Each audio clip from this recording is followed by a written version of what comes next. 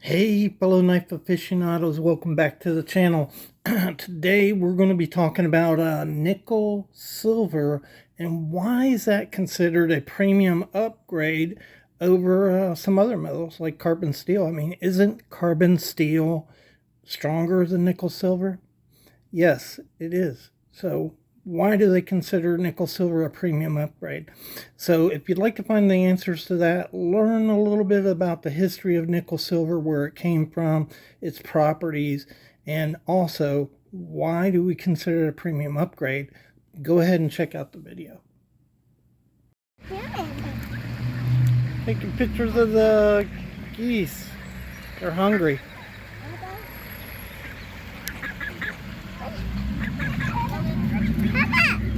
What? The little ones. The little ones. Yeah. The little ones. The little ones. Uh-huh. Hey. Okay, welcome back to the Fortified Castle. Thank you. I have the best viewers in the world. I really appreciate you guys for all you do, for all your support, and your comments. I just love them. You share history, and I also learn from you guys. So when you share things, sometimes I learn things I didn't know.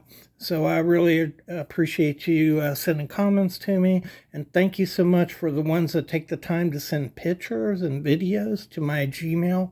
I really enjoy looking at those.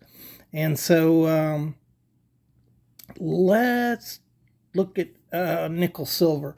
So let's start with what is it, okay? Nickel silver is a copper alloy. It is about 25% nickel, 40% tin, and 35% copper. So it goes by the name of nickel silver, German silver, alpaca, new silver, and even copper nickel.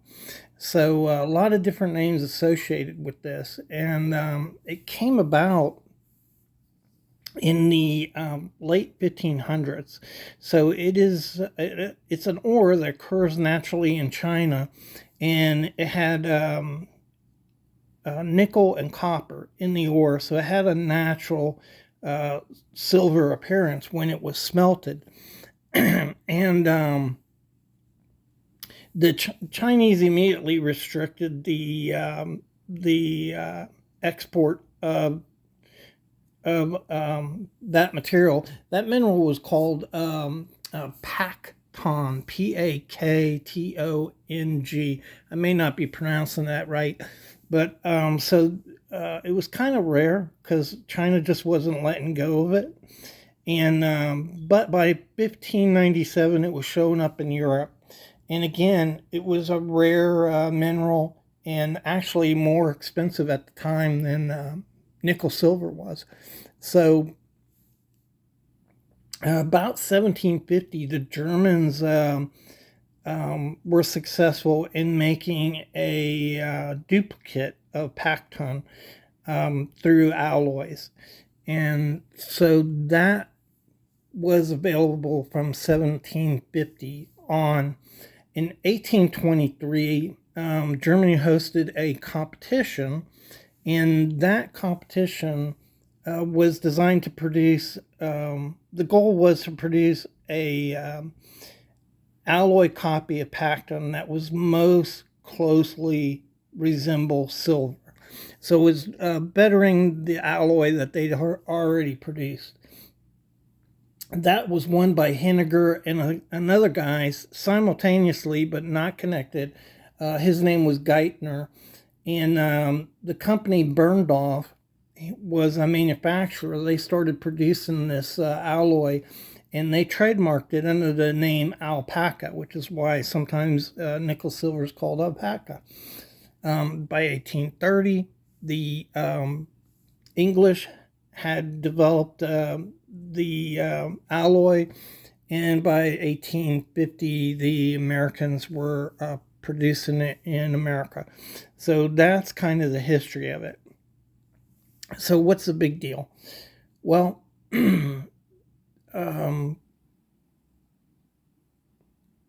nickel silver is stronger than brass, and it has a higher corrosion resistance than brass. So it simply outperforms brass. And what do we see most in knives, right? We see brass liners in knives. And the reason we have brass liners in knives is because it's corrosion resistant. That's mainly why we see it. These examples right here come from the 1860s. They're English knives with brass liners and pins. And the English were very early on recognized the corrosion resistance of brass. They were making brass liners by 1820. And so Americans were very, very slow to adopt brass because, as an initial argument, isn't carbon steel stronger than brass? Yes, it is. And so Americans resisted going to this brass because they just thought carbon steel was better. So by the 18 or 1920s, this is brass right here. This is Skadden Morgan knife. By the 1820s, most American companies had adopted brass as the standard for liners and pins, recognizing its superior corrosion resistance. So, if you want to upgrade from brass, you go to nickel silver.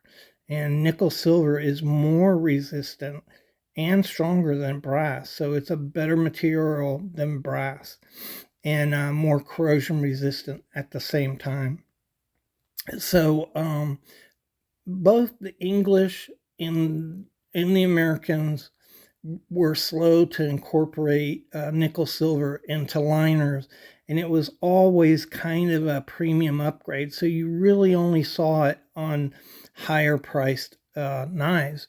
This is a premium knife in mother of pearl. It's a lady's knife from the 1880s, and it has nickel silver liners and divider, nickel silver pins. You can see the pins there, nickel silver bolster, and nickel silver shield. So both the English and Americans used nickel silver on the shield and bolsters, but not so much on the pins and the liners. And it was considered a premium upgrade to put it on there. Here you have an early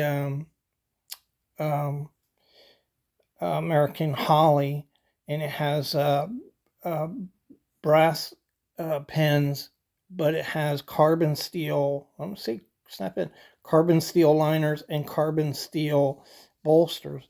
Usually, you can tell that you can see the pitting in this bolster right here, and I've polished it up, but it had that off color silver to it before I polished it up, and that's usually how you can tell whether the bolsters are nickel silver or carbon steel, because you can see nicks and cuts in nickel silver, but you generally won't see any rust in it. Here's another one, the Skadden Morgan, or Shatton Morgan rather, has a little pitting in there. You can see that. I think you can see it. And that's one way to tell the difference between those two. These are early 20th century knives, predate 1940. Nickel silver, you can see it's a lot brighter than polishing up the carbon steel. Nickel silver shield, and this has nickel silver liners. And this was a premium knife here. You have a really nice border, which was patented, by the way, that holds this shield in. Here's a smaller one. Even though this is a little pen knife, it is a premium pen knife. You have nickel silver pens and nickel silver liner on it. And again, here's another one from Walden with, nickel silver pens, nickel silver liners. And so these are premium upgrades, and these knives went for more than a similar knife that had brass and brass pins and brass liners. Here's a case made from between 1920 and 1940, and it has nickel silver pins in it and nickel silver liners. Really unusual for Case. Case did not do a lot of this stuff, and this is a premium knife. It's a sleeve board pen knife. Here's another one from Robeson. Nickel silver pins, bolsters, shield, and nickel silver liners in it. So it's always been used as a premium upgrade on knives. So that's not just me saying it. It's how the manufacturers viewed it, and that is reflected in the price of the knife. This Rosecraft is in stainless, so that's stainless steel bolster, stainless steel liners. And there's an interesting question regarding stainless steel and nickel silver. We'll talk about that towards the end. This is a Bulldog brand. So these were premium knives that came into America in the 80s, 90s, up until 2000. And most of these knives had brass liners, but you can see it has nickel silver liners in this, nickel silver pins, nickel silver shield, a nice etching there, tobacco etching. And this was a premium knife. It's a very large 4-bladed Congress, so it's a premium knife. This one is made by David Yellowhorse. Nickel silver inlays here, shields, nickel silver bolsters, and even the inserts you can see in between the genuine stones are nickel silver. And this knife didn't originally come with these nickel silver liners.